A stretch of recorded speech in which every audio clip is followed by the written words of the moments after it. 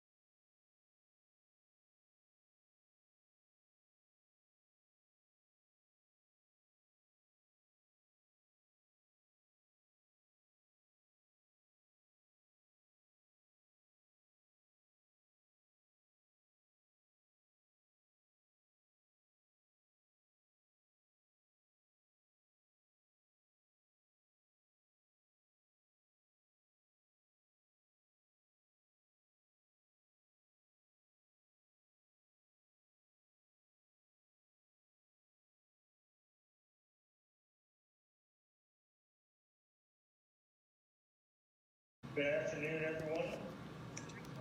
I'm John Berish, President of Gibson Island Corporation. Thank you for making time to join this meeting today. For the past few years, we have tried to provide Gibson Island shareholders and residents.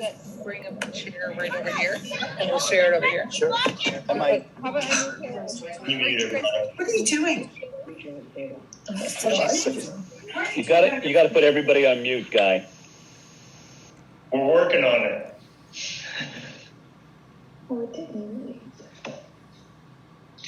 For the past few years, we've tried to provide Gibson Island shareholders and residents with the opportunity to review and discuss corporation's finances outside the annual meeting.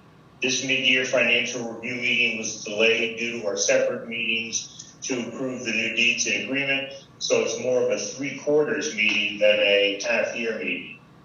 We had also hoped to hold this meeting in person this year, but increasing COVID concerns as well as the desire to open this meeting to as many people as possible result in us making it a Zoom meeting.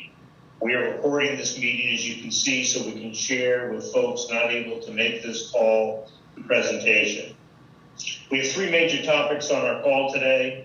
1, review the corporation's financial performance in the fiscal year to date, or for the first 9 months of our fiscal year.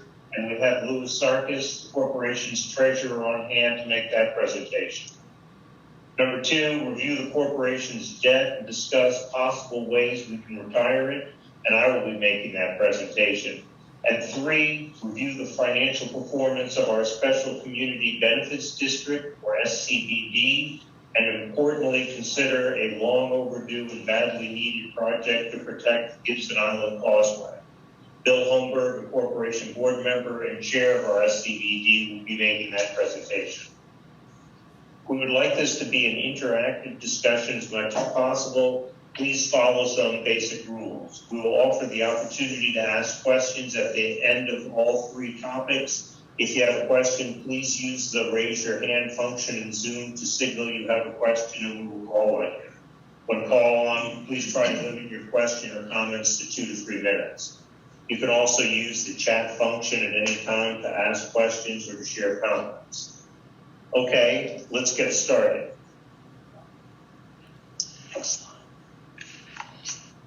Good afternoon. I'm Louis Sarkis. Louis, just a second. I'm just quickly doing one more thing. Sorry. The quick overview of the Gibson Island Corporation is that we are in good financial shape, having no problem managing and making debt payments, and have strong financial management practices in place. With that, let me turn the presentation over to Louis. Now I will speak. Thank you, Guy. How does Gibson Island differ from other homeowners associations? Next slide, please, Ashley. Much of this is old hat to many of you, but for the benefit of our newer shareholders, I'll give a brief overview. We are a taxable for-profit corporation. If we make money, we pay taxes. Gibson Island Corporation has considerable resources. First and foremost, this includes the corporation land on our island. There's a great deal of common space available for the use and enjoyment of our shareholders. This includes open spaces like the skeet range, playing fields between homes, and the wonderful forested woods and trails that we all enjoy. We own facilities such as the maintenance building, the old Gibson Island School, the office building that houses our offices, and the golf pro shop. And of course, we own the beautiful Gibson Island Clubhouse, which is leased to the club. We maintain various service offerings to provide upkeep to our open spaces in our roads and our facilities, and for a reasonable fee to our shareholders to maintain our homes. We're well positioned to provide these services at a modest cost to our shareholders. Next slide, please.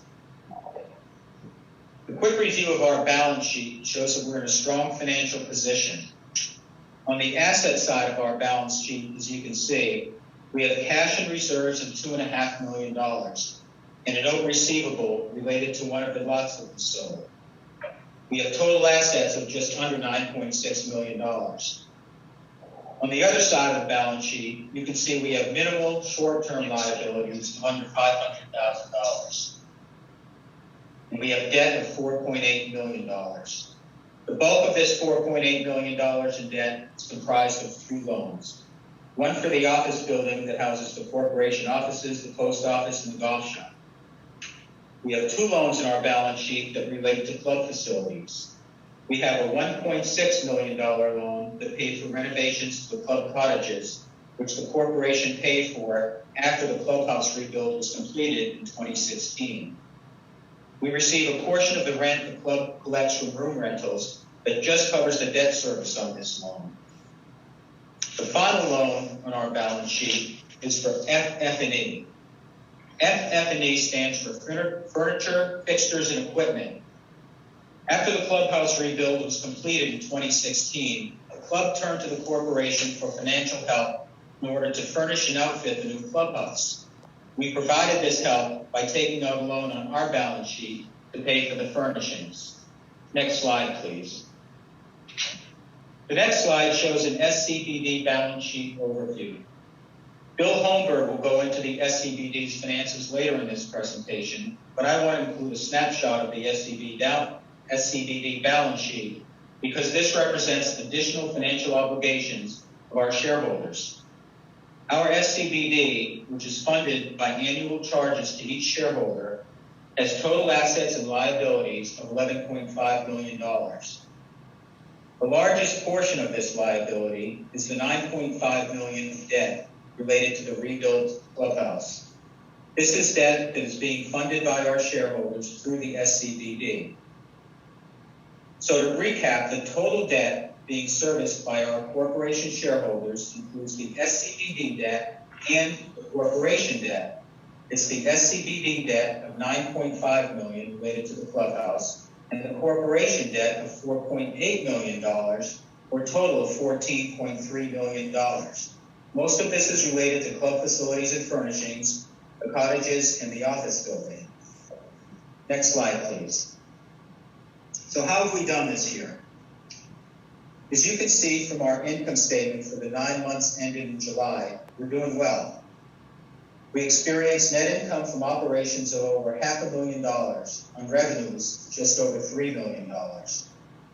On the next slide, you can see that after non-operating expenses, including interest, capital expenditures, and income tax, we had a positive net income of about $86,000. Of course, as most of us is aware, we've experienced a couple of extraordinary expense items and benefits. On the benefit side, we received a PPP loan forgiveness in the amount of $348,000 that we booked this year. On the expense side, we've experienced an extraordinary increase in legal fees. Last year and the first 9 months of this year, we've incurred upwards of $1 million in legal fees. $1 million of shareholder money. How does this $1 million break out? Approximately $125,000 was legal expenses related to updating and modernizing our deeds and agreements, bring them into compliance with current best practices in the state of Maryland. This culminated with the overwhelming approval of these deeds by a vote of our shareholders 2 months ago in June.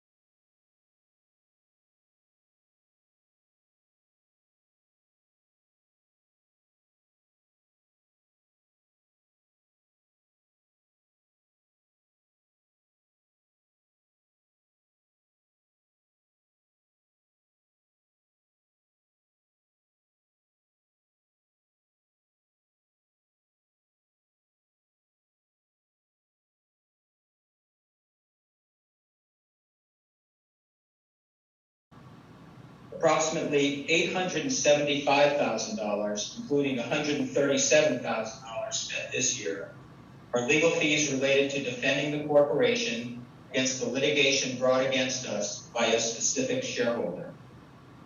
To put this in perspective, last year alone, we spent $750,000 defending ourselves against this litigation, which amounts to $3,750 for every household on Gibson Island, which is just below what each of us paid in SCBD charges last year.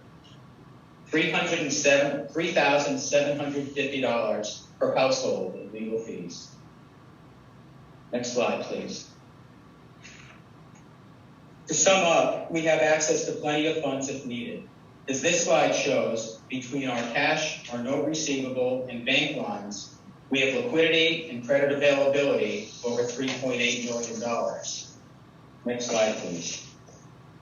In closing, despite our extraordinary legal expenses, we are in sound financial condition, and we're focused primarily on three things: building our cash reserves, managing our expenses, and paying down our $14 million of debt.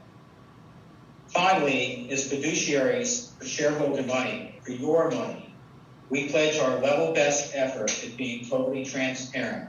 After all, it's your money. I'll be happy to take your questions. This is the time now. Anybody has questions or comments about anything that Lewis just said on the corporation's financials in the first 9 months of this year? Please do it now. As we mentioned before, you can just raise your hand and we'll call on you, or you can use the chat phone if you prefer.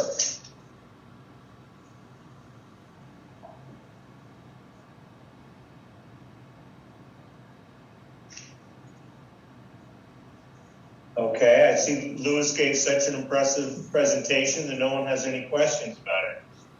That's great. We're going to move on. You can always ask questions later on throughout this, particularly using the chat function. Next up is the debt discussion and management. Before we show you where we are in terms of our debt, let's explain how the corporation has the debt that it does. As you can see, between 2014 and 2018, Gibson Island spent $23.5 million in rebuilding or renovating first the boathouse, the clubhouse, and then the cottages and Gibson Island Gibson House. That gets us up to the $23.5 million. We used some cash that the corporation had and some monies from the club. The club also took on debt to help pay for some of this construction. But at the end of the day, the corporation was left with over $15 million in debt that has now been paid down to $14.2 million in debt. As you can see, we have three so-called direct corporation loans currently totaling $4.7 million. They are roughly the same amount, and you can see carry low, below 4% interest rates. The total annual payments for these three loans are $416,000. We also have the SCBD loan.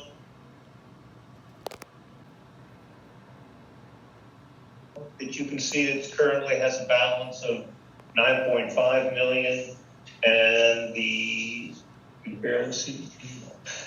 Sorry. I see it. The annual payments on that are $660. That is not paid through the corporation's operating funds, but as Lewis indicated, it's paid through a special property tax that goes through the SCBD. This is a very efficient way to pay this amount, but it's effectively a separate $9.5 million loan. Excellent. This is looking at the corporation's direct debt. If you just have the regular scheduled payments, you can see that in 10 years from now, that balance will be under $1 million, and in 14 years, it'll be completely retired. One thing we did on all the direct loans over the last 2 years is we refinanced them to shorten the amortization period. Originally, all the loans had 20 years. We shortened it to 15 years. Next slide. This is the SCBD long-term debt. The balance that I mentioned before was $9.4 million. We have not refinanced this. This was on a 20-year amortization schedule, 25 year amortization schedule with a 10-year bullet or payment due on that. We are 6 years into that, so in 4 years, we have to either pay off the balance of it or more likely refinance that debt. But as you can see, this takes considerably longer, and at the current schedule, it wouldn't be paid off until June 2040. Next slide. In summary, you can see that the corporation's debt is very manageable. We're not having any trouble making those scheduled payments. In an emergency, we have access to plenty of additional funds if needed. We have made, I think, $400,000 in extra debt payments on those 3 direct loans over the last 2 years. The most recent was a $250,000 payment that we took out of the sale of the second lot last year. Go next slide. I thought it might be helpful if we talked about what really are the payment options for doing something with our debt. The first option, which, believe it or not, some people have asked if they could do it. What if I wanted to get rid of the corporation's debt, or at least the debt tied to their properties, or the SCBD debt? And the answer to that question is, well, you could take whatever amount you want to raise to pay down debt and divide it by 200, which is the number of shareholders or property owners on the island. The problem with the first one is it would all be taxable income. So instead of, we'd need enough to net 14.5 or $9 million, and it would result in a one-time charge of $100,000 to each property. Not sure that's a very attractive one. It also has the downside of making all current property owners pay for all the assets that have been refurbished or rebuilt, and doesn't do anything for future property owners who would enjoy those assets or properties. Another option that's been suggested over time is sell enough lots to raise $14 million after taxes.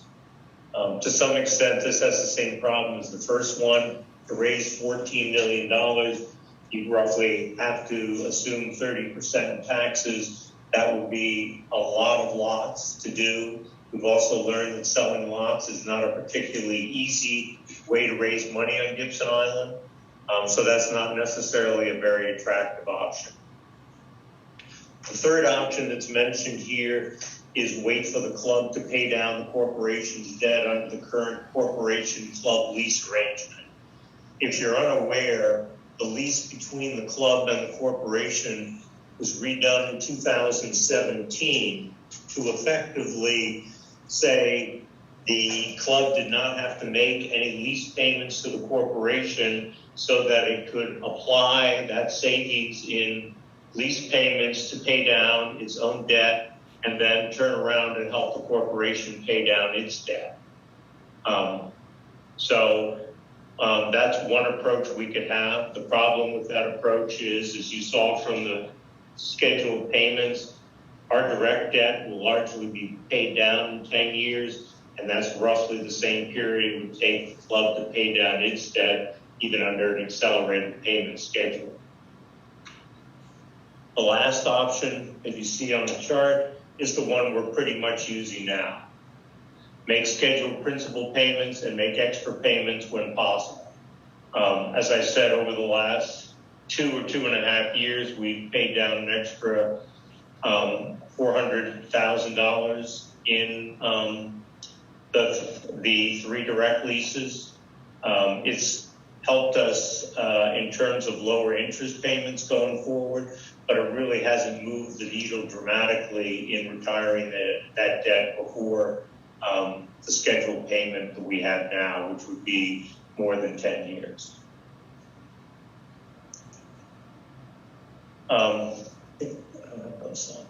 With that, again, ready to take any questions you might have about the debt. Again, please raise your hand if you want to ask a question, and feel free to use the chat function.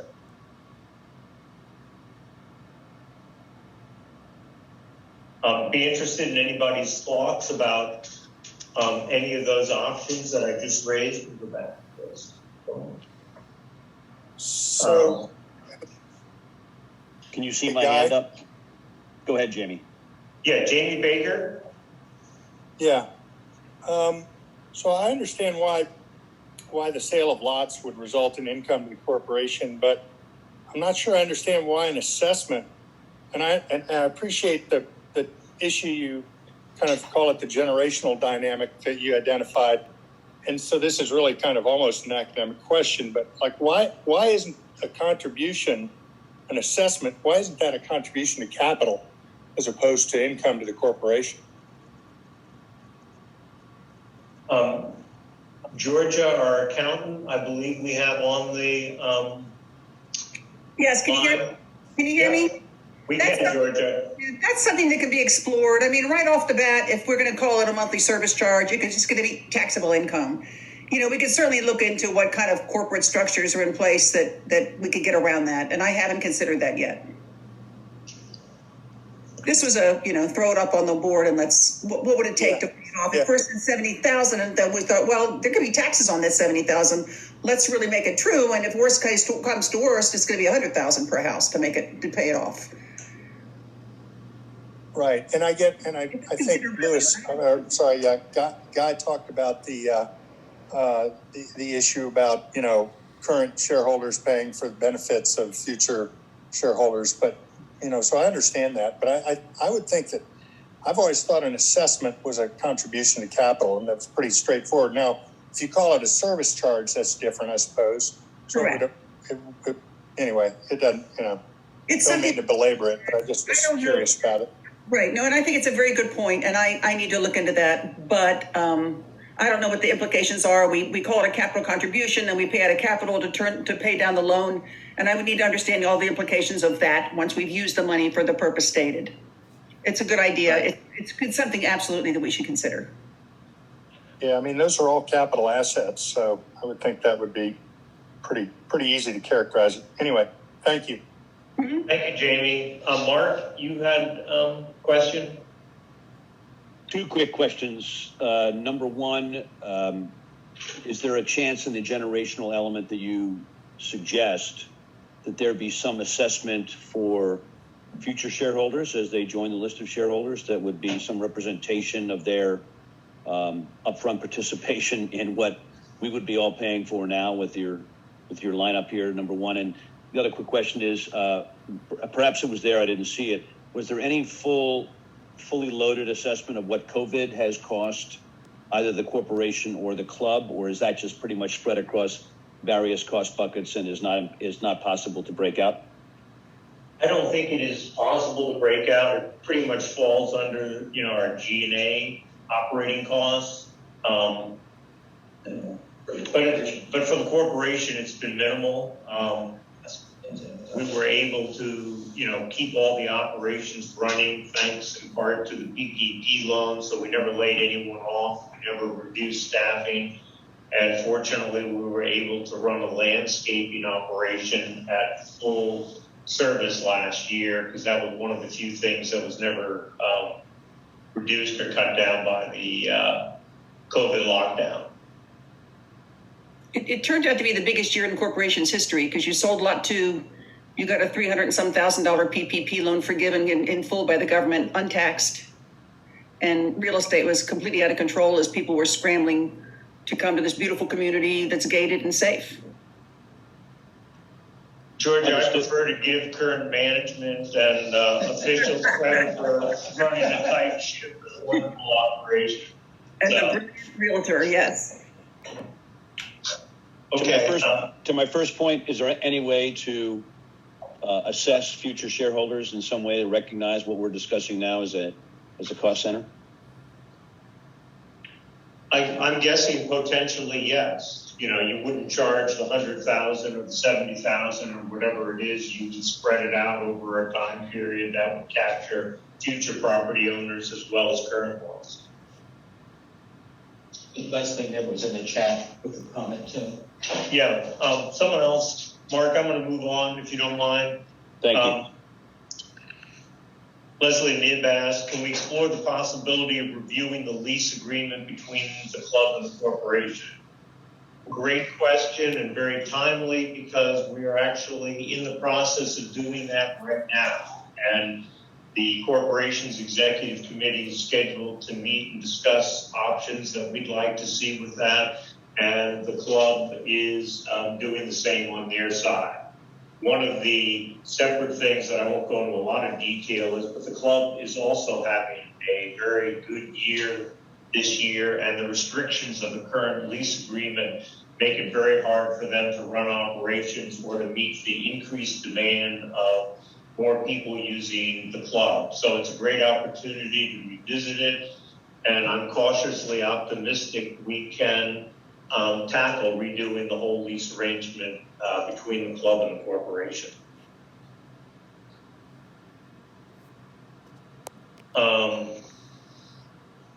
I'll jump ahead to Pamela Simpson. Can we do a hybrid approach? Sell a few lots to use as extra payments under option number 4. Yes, I guess the answer is yes. We always have that option. And it's interesting that, you know, we've sold 2 lots already, and it took us 3 years or so to accomplish that. And by the time we finished, there was disagreement over what we were selling the lots for, what we were supposed to use the money for. Some people thought it was to pay down debt. Some of it was to fund capital improvements. The answer was it wasn't that specific on it, and it was generally done with the understanding it would be used for some of the capital improvements. And as you saw, we've got a healthy capital balance sheet in terms of funds now. We still have a total, I think, $2.5 million left over, and that's after paying taxes last year. We're facing some major capital projects coming up. The first one is the Island Services Maintenance Building. That's literally falling apart and a hazard, and we need to do something with that. We're hoping to have a proposal that we can take to the community later this year, but we just don't have all our ducks in a row yet and have the specific cost, the location nailed down, and some of those other things. We're working on that now and hope to have again, something we can show you in the fall on that.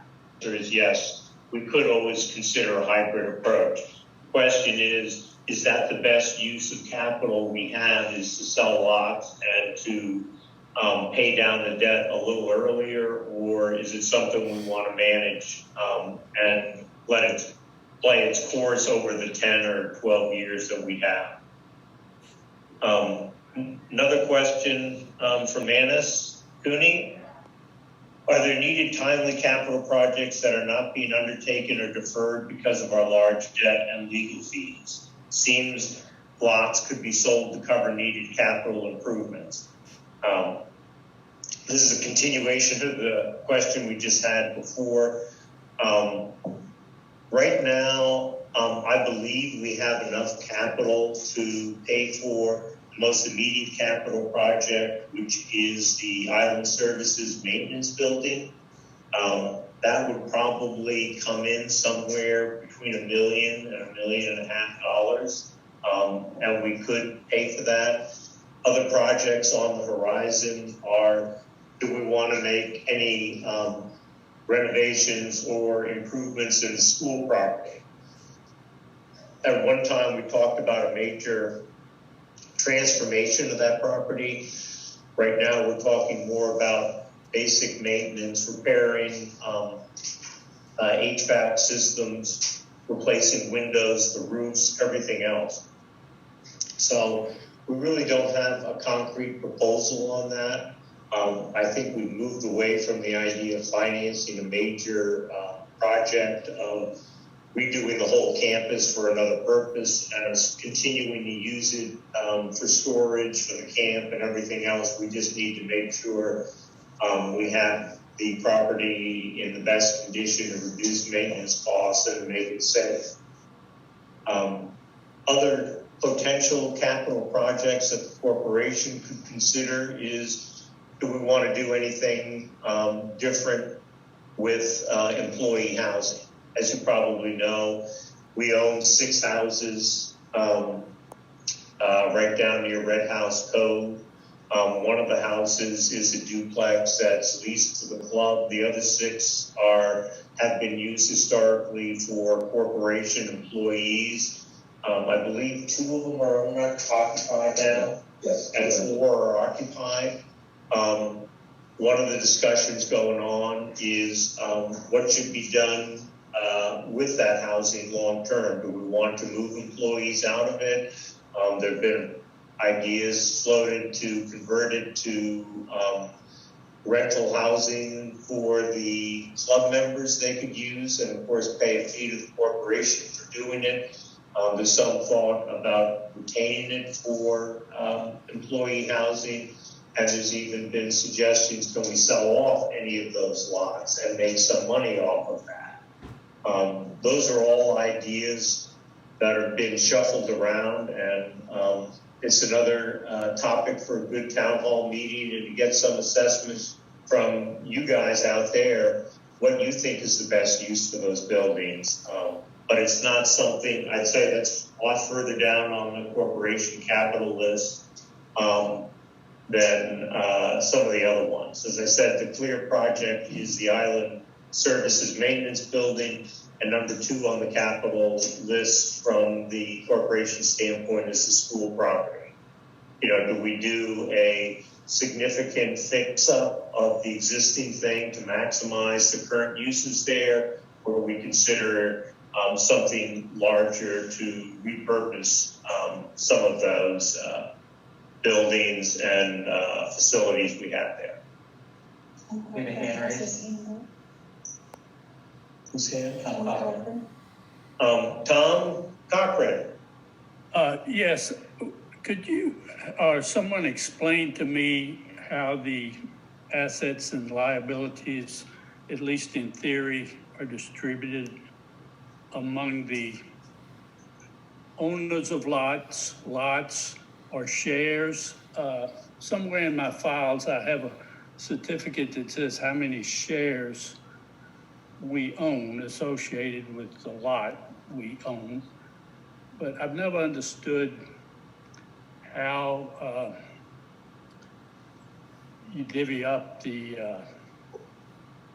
debt or liability or charges. That's a great question. And I guess the answer, this came up when we were redoing the deeds and agreement. And people ask that question. You know, there's some people who have a half-acre lot and have as many as 100 shares. And there's some people who have the same size lot and have as little as 10 shares. It basically goes back to when the property was originally sold off and the shares assigned to it at the time by Gibson Island Corporation. The older lots tend to have more shares than the newer lots, is one of the things we have. And it came up last year when we sold off lot 2. We had to assign a number of shares to that lot, and I can't remember how many we came up with. 93 shares, and that was a 5-acre lot, something like that. So a fairly large lot, larger than most. But it was very hard to even come up with, you know, how do you determine the shares? So I guess holding a certain number of shares is not a great way to measure ownership of the Gibson Island Corporation or the assets of it. And as a practical matter, even the largest shareholder doesn't have much in the way of total shares outstanding. Hope that answers your question, Tom. Well, let's take the bullet one on here that says assess all residents a one-time charge. Now, if one did that, what would that mean? Would you assess it by lot or by owner or? It would be done by lot. Similar to the way the SCBD fees are done now, those are done irrespective of the number of shares you have. So if I have 100 shares and you've got 10 shares, we generally pay the same SCBD fee on that. And if you own two lots, I mean, some people own two lots. Some of the lots are not buildable that they own. Some of them are consolidated with their other lots. I think how you handle that in terms of. I think we do it generally by developed lot, and for tax purposes and everything, an undeveloped lot is charged a very small nominal amount. So, to your question, it would be basically divided by the number of houses on the island. Thank you.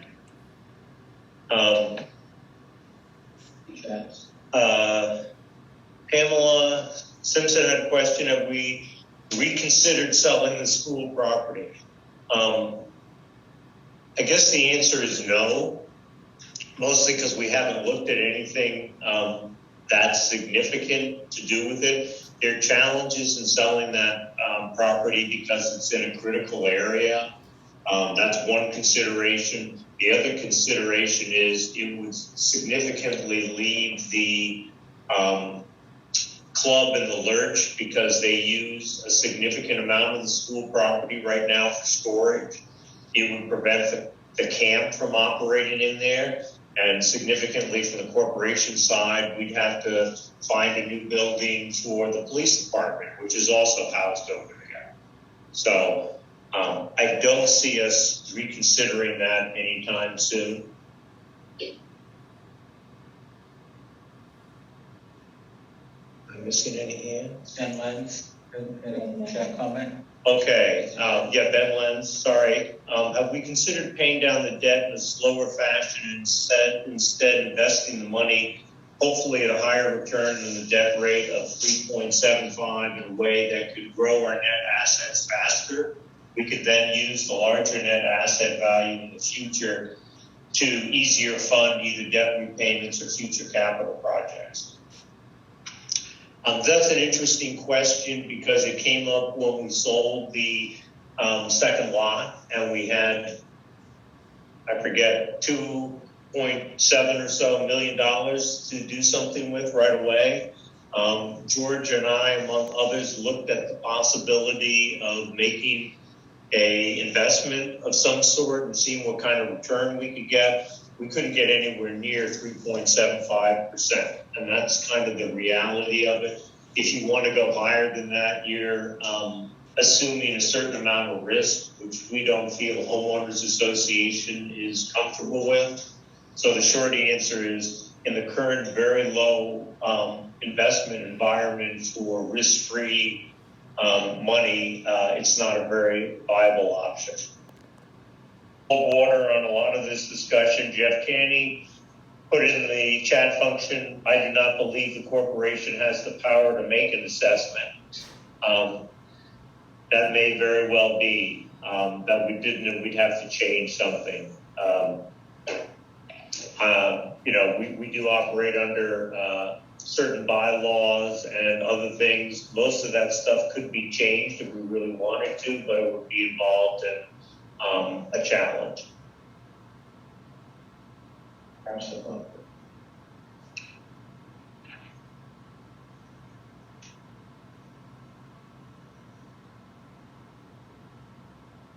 Someone else suggested, is it another option for the club to accelerate repayment of their debt so they can help the corporation? Instead of that, how about having the club impose a special assessment on all club members to help pay down the corporation's debt? Needless to say, the corporation would like that. I'm assuming we get a certain amount of resistance from the club trying to do that. And that, again, is something that's probably better approached in renegotiating, or at least talking about changing the lease arrangement between the corporation and the club. Okay, I don't see any more questions right now. We still have a third of this meeting to go on, and it's really focusing on Bill Holmberg explaining where the SCBD, our Special Community Benefit District, is now financially, and very importantly, what to do with the causeway, which has been a long neglected project that nobody's really wanted to tackle, and Bill and his team have put together a proposal for that. So with that, I'm going to turn it over to Bill. Thank you, Guy. We're going to shift now from a third quarter review of the corporation's financial results to the year-end review for the SCBD, whose year ends June 30, comparable to where the county's year-end is, and also to discuss, as Guy had mentioned, the major capital expenditure programs that we are contemplating. But first, by way of background,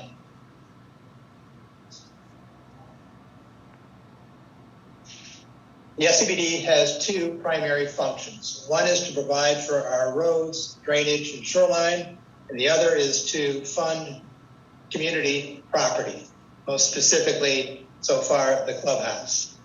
And to do that, we assess a 2.5 mil on our property taxes to provide the funds to cover both areas. As it relates to the amount each of these taxes involve, on the roads and drainage, it's a straight tax on assessed value, roughly $790 per million of assessed value. As mentioned earlier, on the clubhouse loan, that tax is converted to a common charge for all lot holders and property holders. And with respect to residents, it's $3,200 a year, and that is adjusted by way of the SCBD monthly adjustment on our statements, so that the property tax, you either get a credit or a debit depending upon the overall assessed value of your home.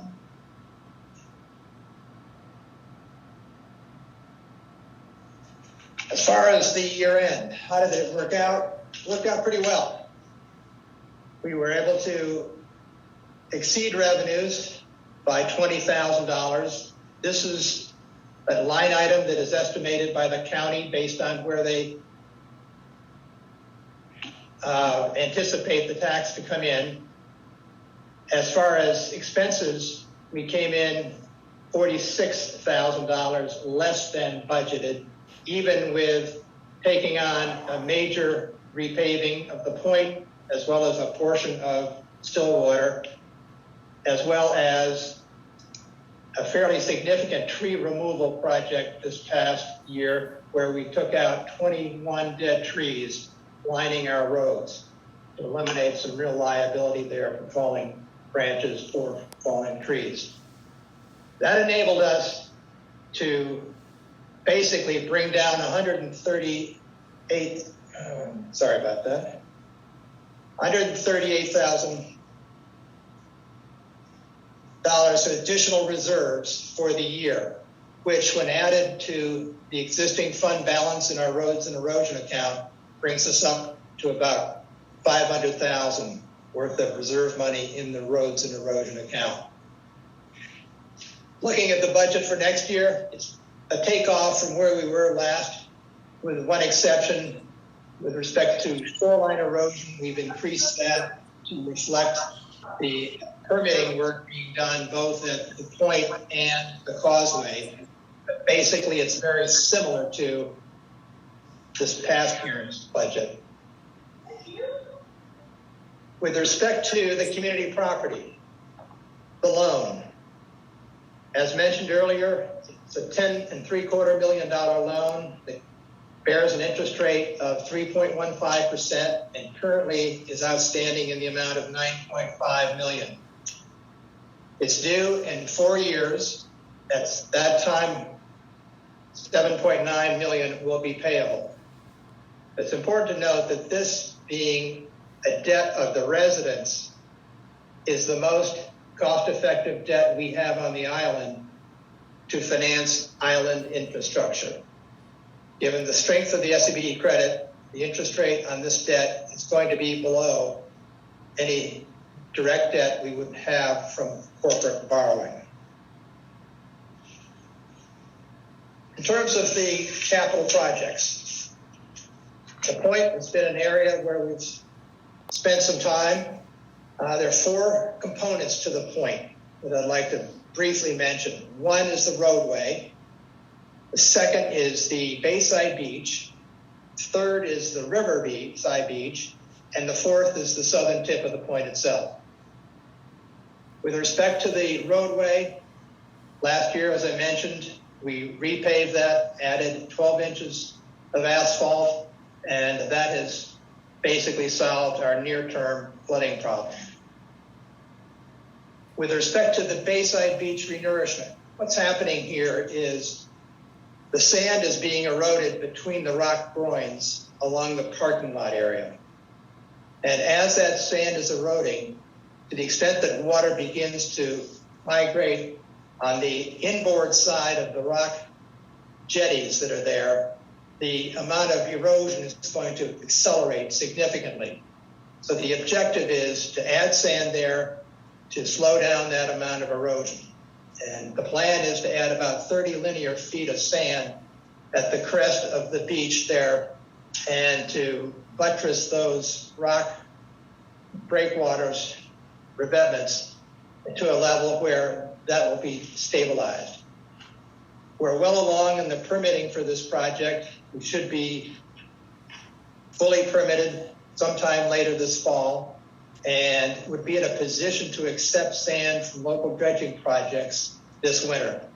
But it's important to note the permits will be good for 6 years. We will be taking sand on a very opportunistic basis as it becomes available from these local dredging projects.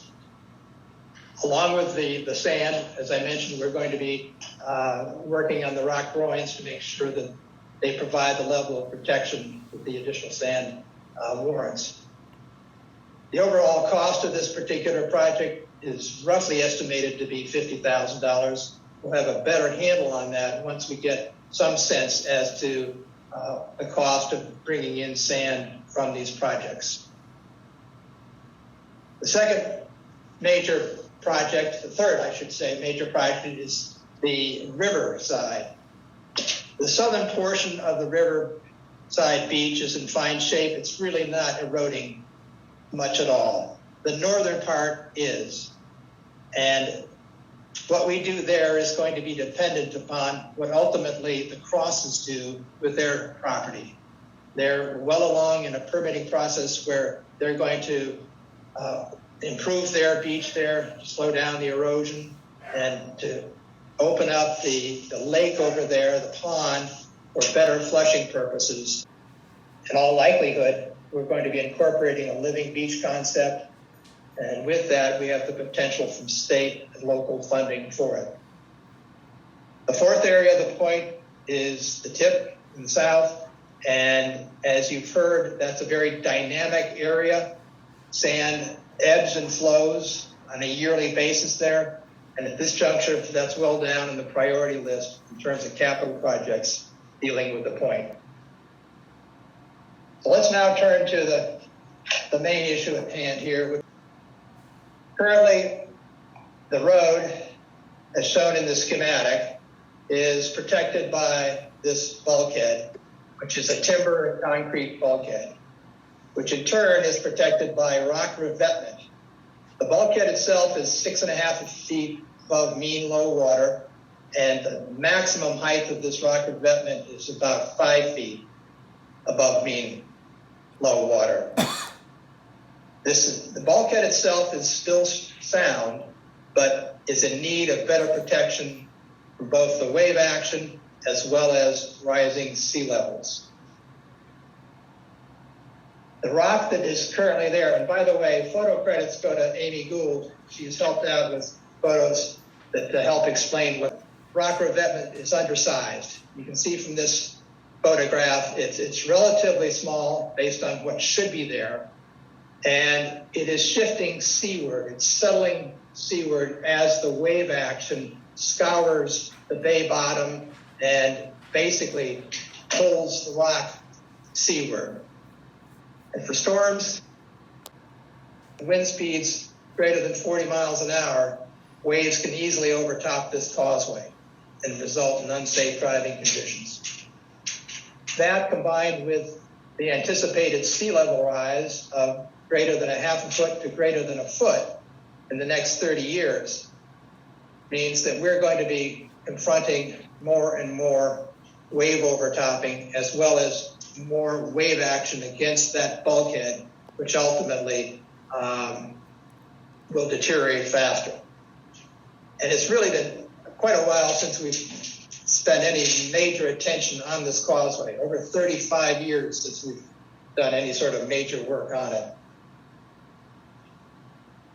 We've hired Bayland consultants and designers to help us with designing and permitting this project. And on the Zoom call with us, we have Safar Beharu, our engineer, who will be available to answer any technical questions you might have going forward. But basically, Bayland has come up with a 50-year design criteria to protect the bulkhead and also help vis-a-vis the rising sea levels. They would do this by elevating the top of the seawall, at the top of the seawall level, elevating the rock, going out 10 feet horizontally before sloping down on a 2-to-1 slope for roughly 13 feet, and then adding a 5-foot toe at the very bottom along the bay bottom. The increase in the crest width will significantly reduce the amount of overtopping waves and will help provide much safer driving conditions.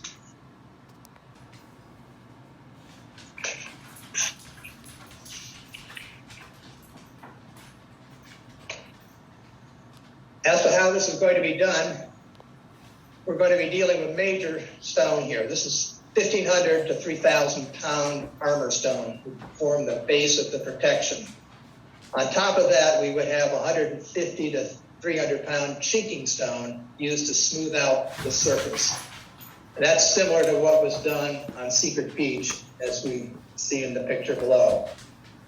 And the use of the larger rock will reduce the amount of movement and minimize the displacement of individual rocks over time when experiencing storm conditions.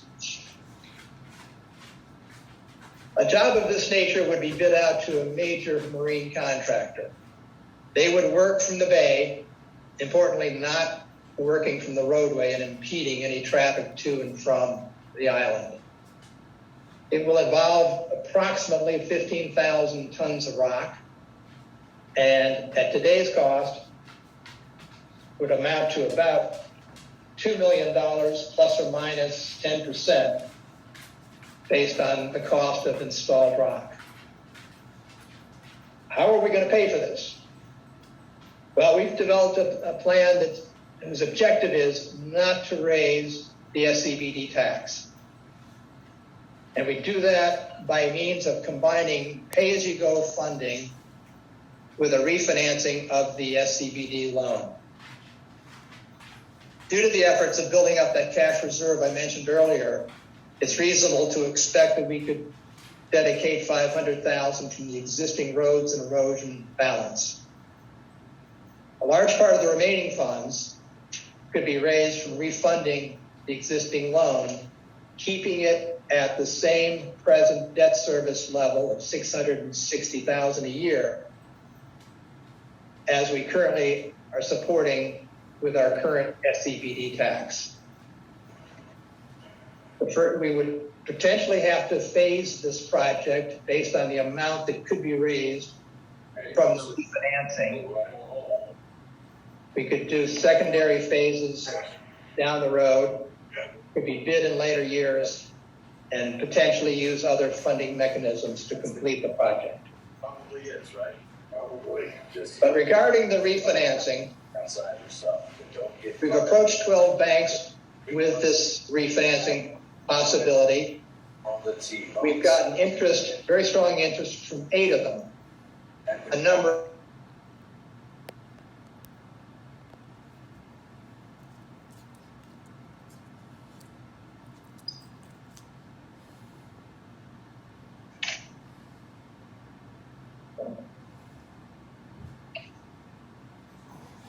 and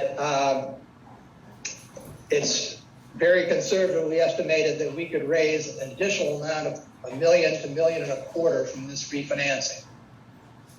I've received a solicitation just this past week that indicates that we could raise as much as $2 million from this refinancing, still within our $660,000 debt service limit. So it's very encouraging, the kind of responses we've gotten so far for this refinancing. But in order to proceed, we will need a shareholder vote, which we are currently contemplating to be in September. Before I open it up for questions, I would like to recognize the SCBD committee.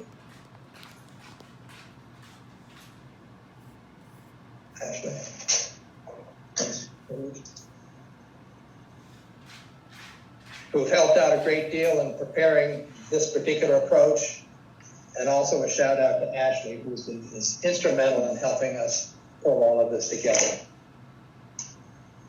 Now, welcome any questions you may have. We do have one question that came in regarding the initial presentation of some of the SCBD work involved in the point. And the question from Alfie Johnson is, can the corporation request and share with neighbors and other residents the process plans for their erosion project at the north end of the riverside of the point? Are these plans subject to approval? These plans have been circulated to the corporation, it's my understanding, and I think they've gone out for public comment with the abutting property owners, and I think that they should be available to the public at this point, but we can check on that. They also require county approval? Yes. Okay. Yeah, they're currently waiting on county. The staging is that you go for the state and the federal permits, and once those are in place, you go for the county permit, and that's where they are, I believe, at this point. All architectural committee requests and applications are available to any resident or shareholder of the island.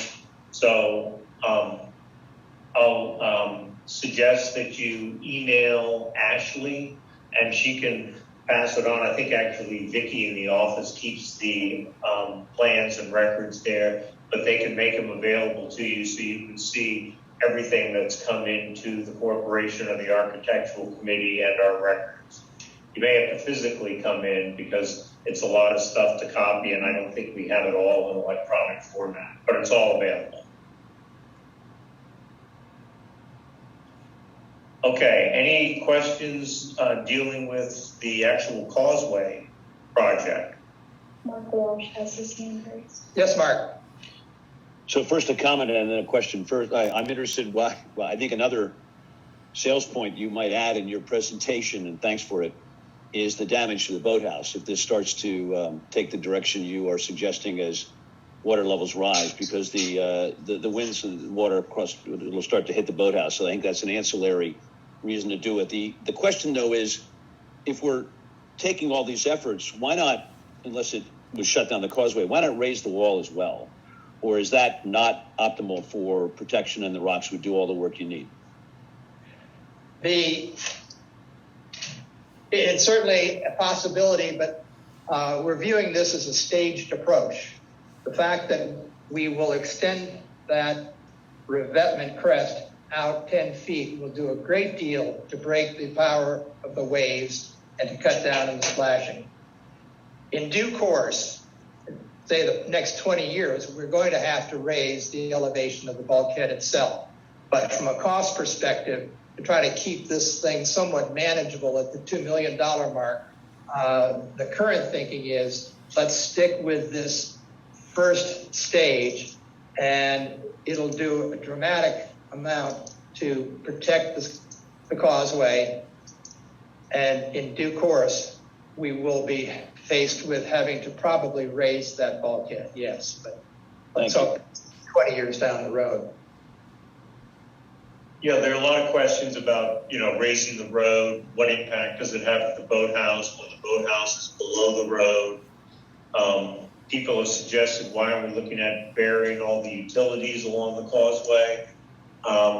Someone's even suggested, why can't we consider a bridge so you can go open it up and go between the harbor and the bay without having to sail around? The problem with all those ideas is they cost a lot of money. And as Bill said, he is trying to keep this close to $2 million as he can, which is probably as affordable as we can. And it's definitely the first step that will buy us time, best case 50 years, which is a lot more than we have now. There's certainly a risk if we have a major storm now with taking out part of the causeway and having to deal with a problem there. We also have the parallel problem of we only have 4 years left in that debt before we have to refinance it at any rate, whether we take money out or not. And the current low interest rate environment is the time to do that and not wait 2 or 3 years and see what interest rates may be at that point. It's not it's certainly a function of where interest rates are now, but also just in terms of inflationary pressures.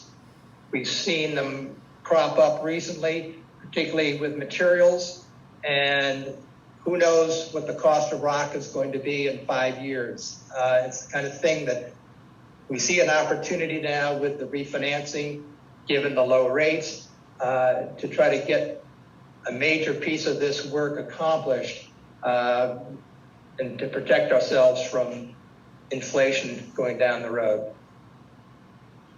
Jamie asked, I think you've answered part of this, but maybe go over it again, Bill. What is the phasing of the Causeway project, which was referred to earlier, in terms of the costs attendant to the first phase? The phasing relates to how we might have to split it up if we were unable to get the full amount of funds necessary through the refinancing and through the pay-as-you-go. As I mentioned, some of the banks are coming in with an amount that would provide about $1.25 million to $1.5 million. Another bank, as I suggested, came in for $2 million. If we got the $2 million, then we would proceed in doing this project all under one phase. It would be done during the course of a winter. It would probably take 3 to 4 months with a major contractor. So ideally, we do this in phase one, with one phase. If we have to split it up just because of the funding constraint, then it could be split. But at this juncture, it looks like we might be able to handle it with one phase. Can you talk a little bit about the time frame under the best case scenario on when this would take place? This is going to take at least a year to permit. And thereafter, we would go out for the bids, and it would be work that would be done during the winter. So we're looking 2 years out, most likely, before we're really going to see any direct activity there on a staff line basis. I'm going to do rocks at the same time. Say again? Was there a question out there? Or was that just someone? Maybe a comment. To reiterate, Bill has looked at this from the perspective of how can we finance this major project without burdening the corporation with additional debt service or costs, or raising the SCBD fees and payments that residents are currently paying. So if it works as planned, it would accomplish both those goals. Right. And recognizing there's a question here that will we require the need to raise the boathouse? Ultimately, we will. But that's on a cycle that's well beyond what we're talking about right now. The sequencing, as I see it, is we accomplish this suggested improvement that will be good for a number of years. As the sea level rises, we're going to have to address the elevation of the road. That's pretty easy to do, as we saw down at the point. We can readily add asphalt and elevate that road. Next consideration is what happens to the harbor side as that water starts elevating.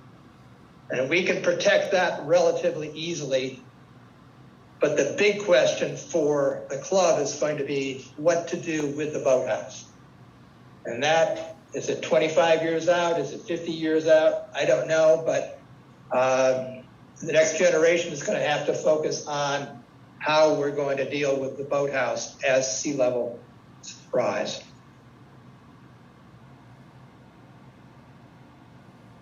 Mark Walsh had a comment. Mark Walsh said, not sure there's any way to avoid this, correct? Correct, unfortunately. And I just add that I don't necessarily see the club dealing with it. I see the corporation having to deal with it, just like we did when we built the boathouse. Perhaps. I'd like to think that they'd be an active participant though. Any other questions or comments about the Causeway project? Or any part of the presentations today?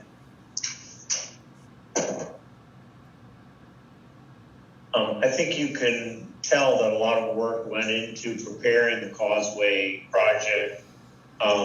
It went before the corporation board a month ago, and they signed off on terms of go ahead, it's ready for prime time, and take it to the residents, the shareholders.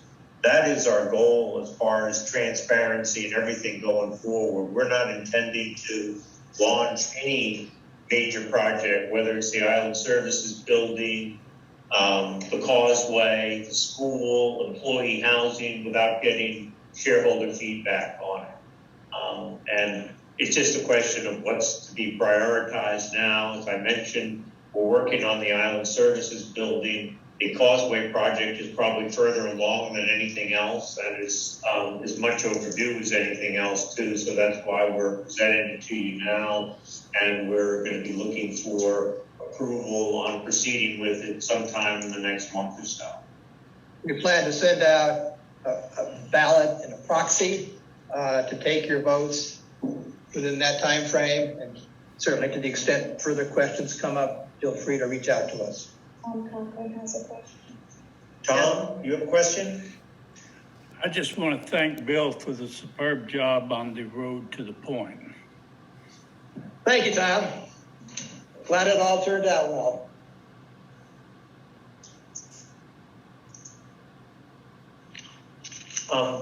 Thank you, everybody. If there are no more questions, as I mentioned before, we're planning on sending out the Causeway presentation and actually all the financial information here as part of the reporting to every shareholder and resident. We had about 50 people, I think, on this call. So We're going to be reaching out to the other 150 to make sure they're aware of what's going on.